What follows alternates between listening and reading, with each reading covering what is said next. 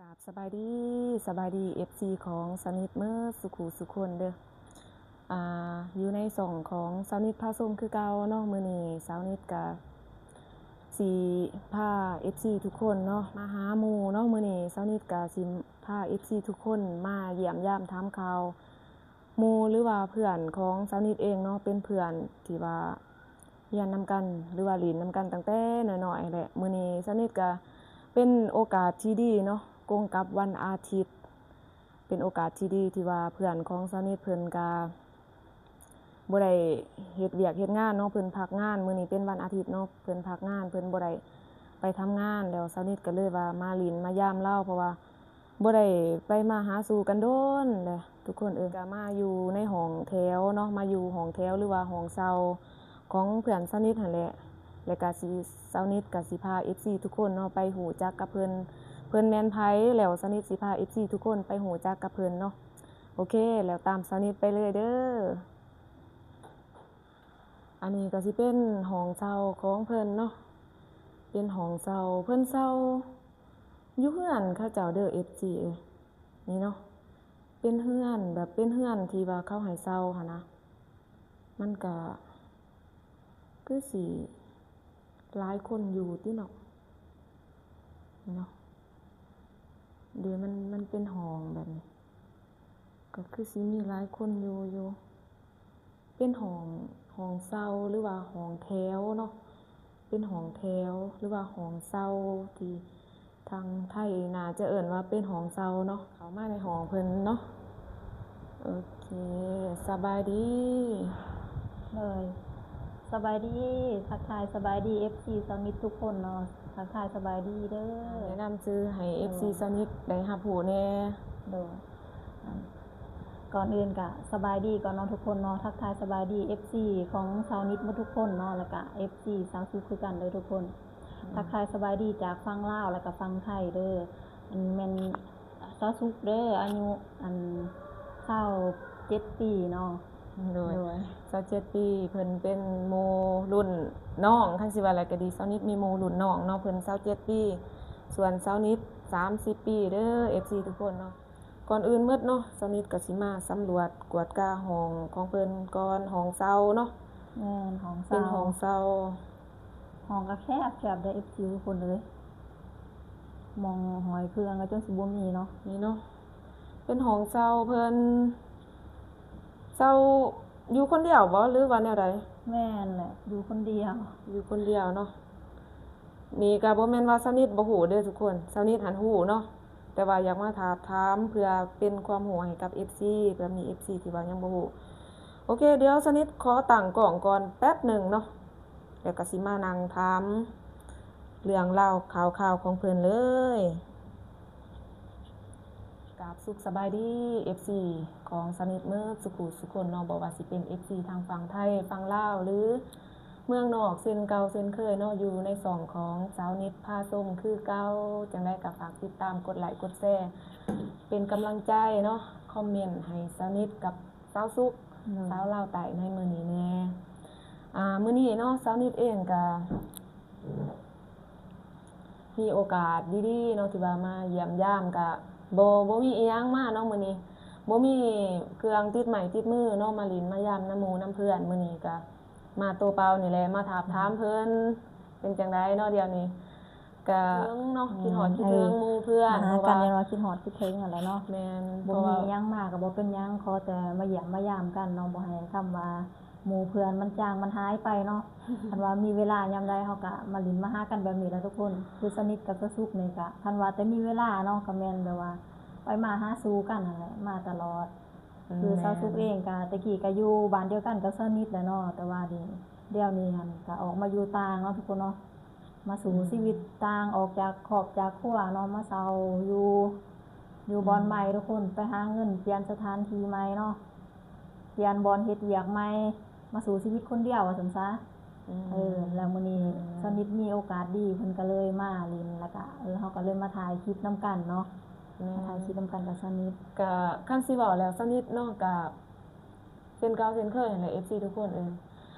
สนิทไปทางใดก็เอา FC ไปนำเนาะก็อย่างที่รู้ว่าสนิทไปทางใดก็เอา FC ไปนำบ่ว่าสิ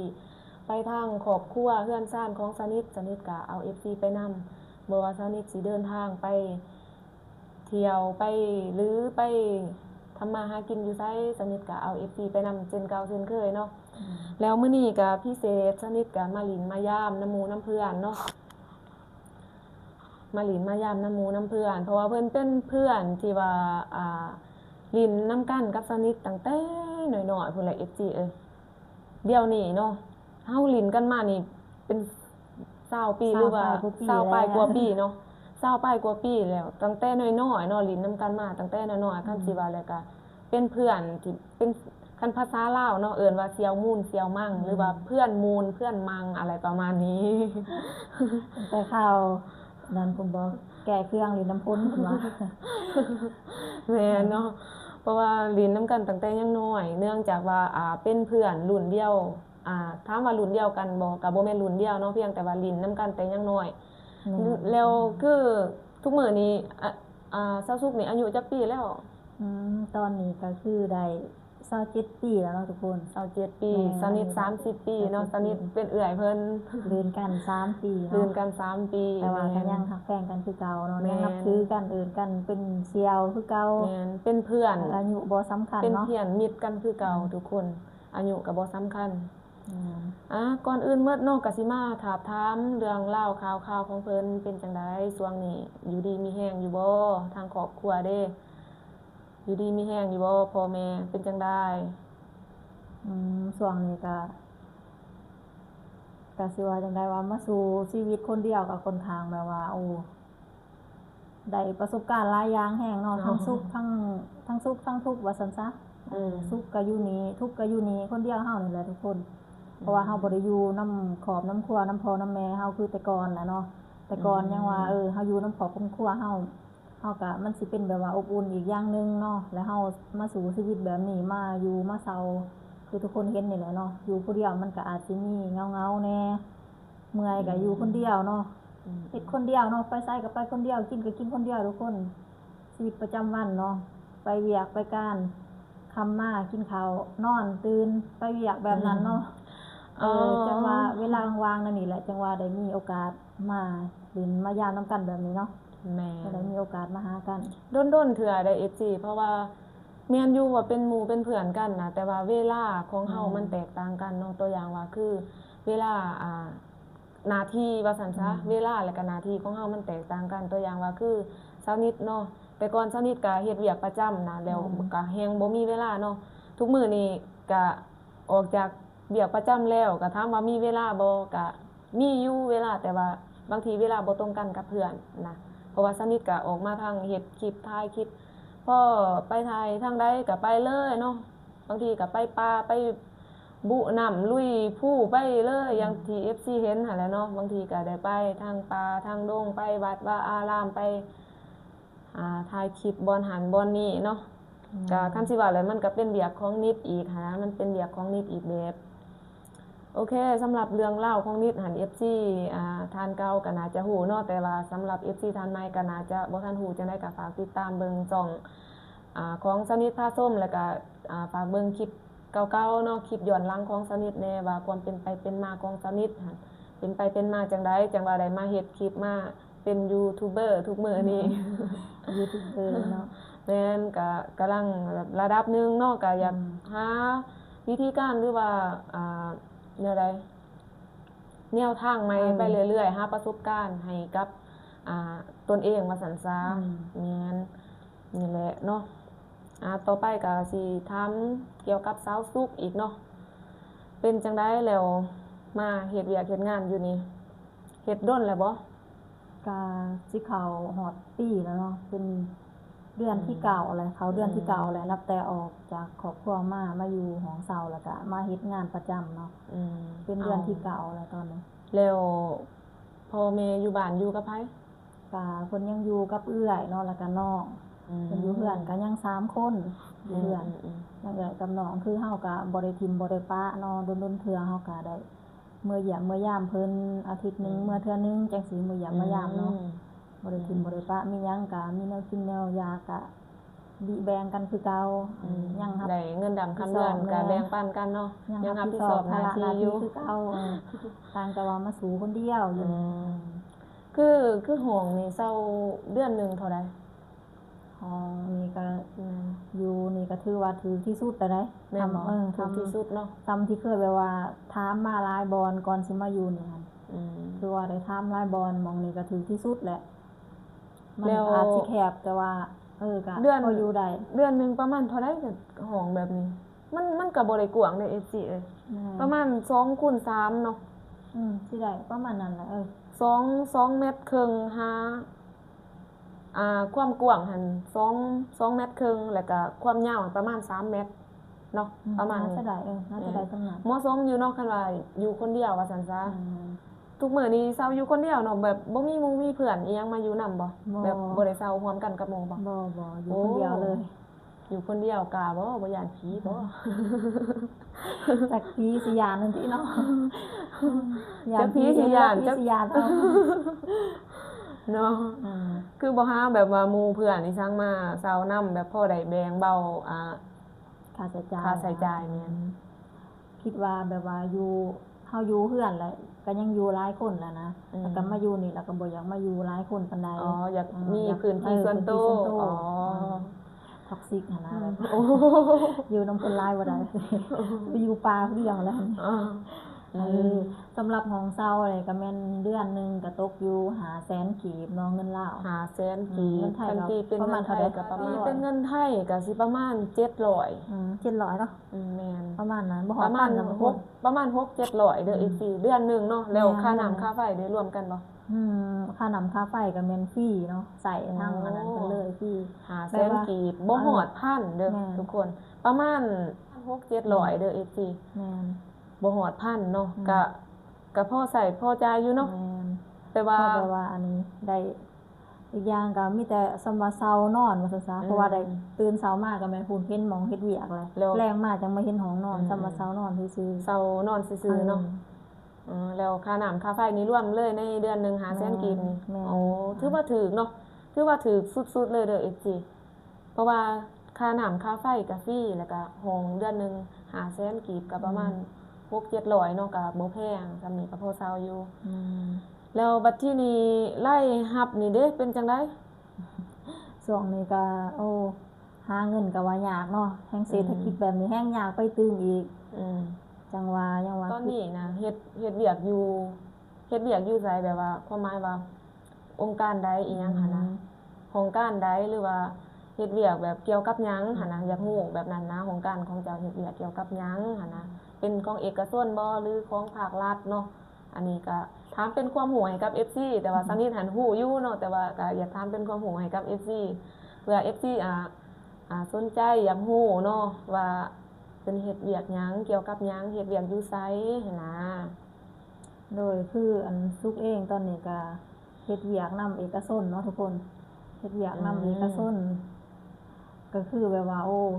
คันคำว่าเอกชนนี่เนาะก็อย่างว่าเขาใส่เวียกเฮานี่คุ้มกับเกินคุ้มนี่เนาะทุกคนเกินคุ้มกับเงินที่สิได้รับเนาะเอกชนตื่นแต่ดึกลุกแต่เช้าเนาะมาเวียกก็ค่ำทุกคนเลิกเวียกก็ค่ำไปเวียกแต่เช้าเลิกเวียก 8:00 นแลงเนาะทุกคนเนาะไปแต่ 7:00 นพุ่นแม่นไปแต่ 7:00 นเลิก 8:00 นแลงแม่นทุกมื้อเลยแม่นวันจันทร์หอวันเสาร์เฮ็ดเวียกแต่วันจันทร์หาวันเสาร์เนาะแล้ววันอาทิตย์แบบนี้พักแสดงว่าเดือนนึงพักอยู่4วันแม่นแล้วคือเงินดำคำเดือนได้แบบใดเดือนนึงเท่าใดแบบพ่อใส่พ่อจ่ายอยู่บ่แต่ละเดือนสำหรับเงินเดือนนี่ก็เดือนนึงได้ประมาณมันบ่คงที่เนาะบางเดือนเฮาเฮ็ดยอดได้ก็สิได้เต็มก็ได้3ล้านทุกคนบางเดือนยอดเฮาบ่ได้ยอดก็สิได้ลดน้อยกว่านั้นเนาะทุกคนเนาะเพราะว่า2ล้านปลายแม่นประมาณ2ล้านปลายแล้วเฮ็ดเวียกเกี่ยวกับหยังอันเป็นแบบพวกปล่อยเงินกู้อะนะปล่อยเงินให้กู้ยืมปล่อยเงินกู้ยืมเนาะพวกสินเชื่อสำหรับ FC ท่านใดที่ว่าบ่มีเงินใช้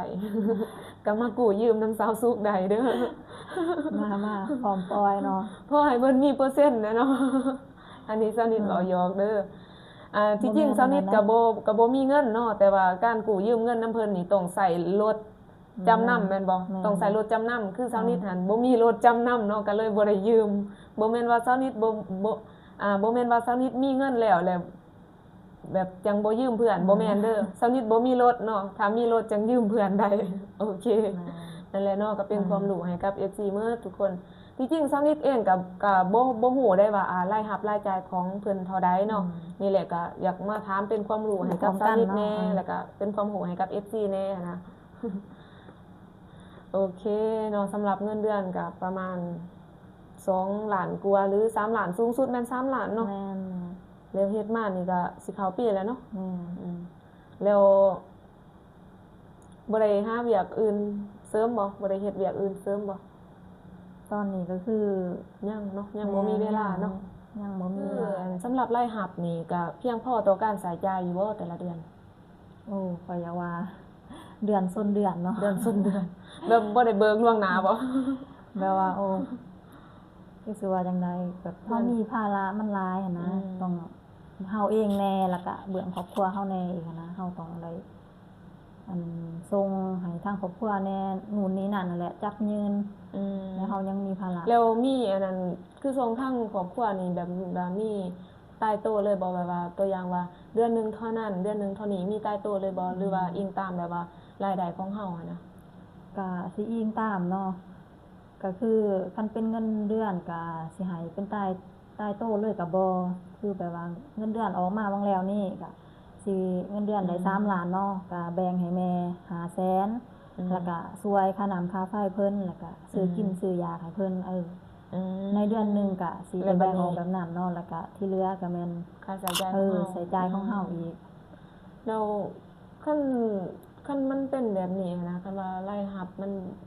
บ่ค่อยมีเงินเก็บเนาะสิว่ากันเนาะ เดือนส้นเดื ก็ อน สิคือกันกับสนิทแหละทุกคนบ่มีเงินเก็บเนาะมีแต่พอได้ใช้ได้จ่ายพอได้ใช้น้ำมันรถหรือว่าคือก็พอได้ซื้อข้าวซื้อน้ำกินแต่ละมื้อว่าซั่นซะคือกันกับสนิทนั่นแหละเนาะตอนนั้นมีเงินเดือน แต่ว่าตอนนี้สนิทบ่มีเงินเดือนแล้ว สนิทมีเงินวันวะ ทุกมื้อนี้ก็ประหยัดใช้เนาะประหยัดใช้ประหยัดจ่ายประหยัดที่สุดนั่นแหละเพราะว่าเฮาก็เฮ็ดจังได๋เฮาก็เลือกสิ่งใดสิ่งหนึ่งคือตอนนี้นิดเองก็ยังตั้งโตวบ่ทันได้เนาะเพราะว่าออกเวียกมาก็บ่ทันได้มีเวียกสำรองหรืออิหยังก็ทุกมื้อนี้ก็เฮ็ดคลิปไปเรื่อยๆนี่แหละก็คันสิเว้าแล้วก็อยู่กับบ้านเฮาเองก็พอได้มีอยู่แบบว่าของกินของอยากบ่ต้องถึงขั้นว่าไปซื้อหั้นนะก็พอได้ซื้อเกลือแป้งนัวบางพริกปลาแดกอิหยังไปพอได้เติมน้ำมันรถเติมบัตรเติมเบอร์ไปซื่อๆแต่ว่าสิให้ว่าซื้อของกินตลาดทุกมื้อทุกคาบอันนี้เฮาก็บ่ค่อยได้ซื้อเนาะส่วนหลายก็ไปป่าบ่ไปหาหน่อไม้หยังหาผักหาหญ้านำปลาอิหยังแหละมากินเพราะว่าเฮาก็มีเวลาแล้วได้มีเวลาแล้วเนาะมีเวลาไปหาแล้วก็ไปเฮ็ดคลิปเฮ็ดหยังนี่แหละก็เนาะค่ะว่าตัวอย่างว่าคือรายรับนี่นะมันน้อยกว่ารายจ่ายว่าซั่นซะแล้วซะสุกนี่สิมีวิธีการแนวใดจัดการกับชีวิตตัวเองอีกในต่อไปเนาะเพราะว่าทุกมื้อนี่ค่าครองชีพนะทุกคนนับมื้อนับแพงเนาะ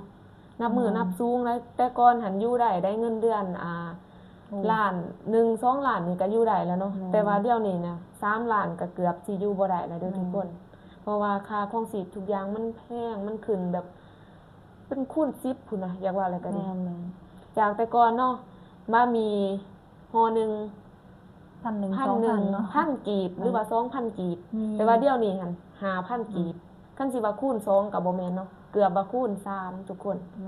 เกือบคูณ3เนาะนี่แหละสภาพเศรษฐกิจก็เป็นแบบนี้แล้วก็รายรับแล้วเพราะว่าค่าครองชีพทางลาวนี่สูงเนาะแต่ว่าค่าแรงอันต่ำเด้อทุกคน แม่นยังต่ำแฮง นี่แหละเนาะคือตัวอย่างซะสุกก็ได้เงินเดือน3ล้าน 2-3 ล้าน 2-3 ล้านคันตีเป็นเงินไทยก็ประมาณ 5,000 บาทเนาะสูงสุด 5,000 บาท แต่ว่าบางเดือนก็ได้ยอดน้อยเนาะก็สิลด 5,000 อีกก็สิประมาณ 4,000 ปลายเนาะประมาณนั้นเลยทุกคนก็สิบ่พอใช้บ่พอจ่ายก็สิพอใช้อยู่แต่ว่าใช้แบบประหยัดเนาะประหยัดอดกินอดอยากเนาะเป็นแบบนี้แหละแล้วตัวอย่างว่าคันมันบ่พอกินพออยากนี่เซาสุกนี่มีแนวทางแบบใดแบบว่าอยากหาเวียกเสริมบ่หรือแบบใดหั่นนะ ก็มีแบบว่าหาแนวเสริมบ่ โดยก็คือตอนนี้ก็คือแบบว่านอกจากเงินเดือนแล้วเนาะเขาก็ยังแบบว่าหารายได้เสริมก็คือขายเครื่องออนไลน์ไปนำแน่เนาะ ขายของออนไลน์ ขายเครื่องออนไลน์โพสต์ในโลกโซเชียลนะทุกคนเฮ็ดคลิปแล้วก็ขายเครื่องออนไลน์ไปนำ อืมก็พอได้อยู่บ่แหละ ก็พอได้นี่แหละพอได้กินค่ะสิว่าแหละ พอได้กินเนาะ แต่ว่าเงินเดือนมันเหลือส่ำใดก็แม่นเฮาเก็บเงินออนไลน์เหลือจากที่ว่านี่ก็แม่นเฮา แบ่ง ใส่ หัก จ่าย จากทุนฮ้อน ต่าง ๆเนาะคันสิเว้าแล้วก็พอได้น้อย เจอ นึง กันเจอ พอ กั ได้ น เจอกันน้อยนึงก็บ่หลายดอกเนาะเพราะว่าเฮาเองก็คันสิลงทุนหลายก็บ่มีเงิน บ่มีทุน แม่นบ่มีเงินบ่มีทุนยากเนาะใช้ชีวิตตัวคนเดียวคือกันกับสาวนิดนั่นแหละสาวนิดก็ใช้ชีวิตตัวคนเดียวถือว่าลำบากเนาะลำบากมาแต่ใดแหละแต่ก็เฮ็ดจังไดเนาะก็ต้องได้ใช้ชีวิตต่อไป สู่ส้นเอา แม่ นี่ น แหละ ต้องได้สู้ส้นต่อไปต้องได้ใช้ชีวิตต่อไปเนาะคันสิว่าอ๋อลำบากเด้บ่อยากใช้ชีวิตมันก็เป็นไปบ่ได้เนาะเพราะว่าทุกอย่างมันก็ต้องได้ใช้ชีวิตเด้ซั่น สู้ไปนี่แหละเนาะเอาแล้วคือรายจ่ายนี่แต่ละเดือนนี่จ่ายแบบว่าแนวใดจ่ายค่าอิหยังแหน่ หลายอย่างคนมีค่า คนมีค่าหลายอย่าง คนมีค่า แฮง หลายอย่างแฮง ก็ ก็ คื คือ อ มี ว่า ทั้งครอบครัวแหน่อย่างที่เว้าหั่นแหละเนาะ นอกจากส่งให้ครอบครัวแล้วเฮาเองก็หลักๆก็แม่นใส่น้ำมันรถไปเวียกไปการนี่แหละทุกคนเพราะว่ามันได้ไปตลอดได้ แล้ว เวียก ใกล้บ่แล้วตั้งแต่ห้องไปหาบ่อนเฮ็ดเวียกประมาณจักกิโล ค่อนข้างใกล้เลยทุกคน 7-8 กิโลพุ่นล่ะเนาะค่อนข้างว่าจะใกล้ แต่ว่าคันแต่ห้องเมื่อบ้านอีกก็แฮงสิใกล้อีกเนาะ แม่เฮาเมื่อบ้านก็แฮงสิใกล้อีกแฮงใกล้กว่าเก่าเนาะจังว่าตัดสินใจ ประมาณ อยู่ 10 กิโลเด้อทุกคน ตั้งแต่ห้องของซาซุกไปหาบ้านประมาณ10 กิโลเนาะเพราะฉะนั้นแล้วเพิ่นเลยเนื่องจากว่าเพิ่นเลิกเวียกค่ำเนาะ แม่น แม่นเลิกเวียกค่ำแล้วเพิ่นก็เลยว่าตัดสินใจว่าเอาเป็นเช่าห้องอยู่มันจะไกลกว่ามันจะดีกว่ามันจะปลอดภัยกว่าว่าซั่นซะแต่ว่าคันเที่ยวเมื่อบ้านก็แบบว่าใกล้อีกเนาะใกล้ไปอีกมันหลายกิโล เลิกเวียกก็8 โมงกลางคืนเนาะไทยเกินเท่าใด8 โมง 2 ทุ่ม 2 ทุ่มเนาะก็สุกเลิกเวียกก็2 ทุ่มแล้ว3-4กลับบ้านเองเนาะทุกคน นั่นแหละ ก็สิเป็น9 โมง 10 โมงไปอีกบัดนี้โตคนเดียวแน่นะทุกคนขี่รถกลับไปกลับมาเนาะ กลาง เขาก็ย่านย่านแน่ แม่น ก็เลยว่าตัดสินใจมาอยู่นี่เนาะ มาอยู่นี่มาอยู่ตัวคนเดียวเนาะก็ใช้ชีวิตตัวคนเดียวก็สิคล้ายๆคือกันกับสนิทแหละทุกคนใช้ชีวิตตัวคนเดียวเนาะสู่คันสิว่าแล้วก็มาสู่ในเมืองใหญ่ มาสู่ในเมืองใหญ่เนาะเพราะว่าบ้านสนิทเองก็ห่างไกลจากตัวเมืองอยู่เด้อทุกคนห่างไกลจากตัวเมืองแน่เนาะคือนี่บ้านคือนี่ห้องเพิ่นนี่ก็แฮงใกล้อีกแฮงใกล้ไปอีกเนาะแฮงใกล้จากบ้านไปอีกก็นี่เนาะมาถามสภาพชีวิตการเป็นอยู่เป็นจังได๋อยู่ดีมีแฮงหรือบ่ถามเรื่องราวข่าวๆในชีวิตของแต่ละวันเนาะแล้วสำหรับขายเครื่องออนไลน์นี่แน่นอนเนาะต้องเฮ็ดทางคลิปทางโลกโซเชียลมันจังจะได้ขายหั้นนะมันจังจะได้ขายมันจังจะตอบโจทย์ดีกว่าเพราะว่าโลกโซเชียลมันกลุ่มผู้คนหลายว่าซั่นซะการตลาดของเขามันเข้าถึงได้หลายเนาะคันทุกมื้อนี้เฮ็ดคลิปแน่เนาะ เฮ็ดคลิปแน่ เฮ็ดคลิปลงต่อบ่แม่นเป็นดาวต่อแล้วบ่ เพิ่นก็สิมีเฮ็ดคลิปขายเครื่องออนไลน์นี่เด้อทุกคนจังได๋ก็ฝากเบิ่งแหน่เนาะฝากเป็นกำลังใจให้เพิ่นแหน่แล้วก็เฮ็ดช่อง YouTube นำเนาะ โดย แม่นแล้วก็เฮ็ดช่อง YouTube นำแล้วสำหรับช่อง YouTube นี่ซะสุกคิดว่าแบบใดอยากเฮ็ดแบบจริงๆจังๆเลยบ่หรือว่าแบบอยากเฮ็ดหลีนเฮ็ดหัวซื่อๆ ตัวนี้ก็บ่ได้ว่าเฮ็ดลิ้นเฮ็ดหัวเนาะแบบว่าคันว่ามันเป็นอาชีพก็มันอยากเฮ็ดให้มันเป็นอาชีพเลยเนาะเพราะว่าคือนิดเคยฮู้แล้วเนาะเฮาเป็นลูกจ้างเขาเนี่ยบ่ไหวเด้อทุกคนเด้อมันค่อนข้างว่าทั้งหนักใส่ทั้งแรงกายใส่ทั้งมันสมองทุกคนแล้วก็เป็นลูกน้องเขานี่สิได้เงินเขาบาทนึงนี่ก็คือเฮาเฮ็ดเวียกอยู่เอกชนคือฮู้นี่แหละคำเว้าคำจ่ายหยังนี่ ถือกับแห่งกดดันแม่ เนาะ เนาะ ด้านหลายทางเลย กดดันหลายทาง คันว่าเฮาเฮ็ดมันเติบโตได้ดีเฮาก็